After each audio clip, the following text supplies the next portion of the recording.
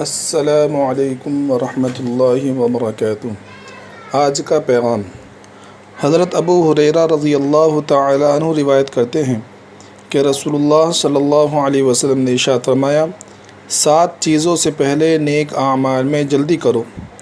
کیا تمہیں ایسی تنگ دستی کا انتظار ہے جو سب کچھ بھلا دے، یا ایسی مالداری کا جو سرکش بنا دے، یا ایسی بیماری کا جو ناکارہ کر دے، یا ایسے بڑھاپے کا جو عقل کھو دے، یا ایسی موت کا جو اچانک آ جائے کہ بعض وقت توبہ کرنے کا بھی موقع نہیں ملتا، یا دجال کا جو آنے والی چھپی برائیوں میں سے بدترین برائی ہے، یا قیامت تو بڑی سخت اور بڑی کڑوی چیز ہے۔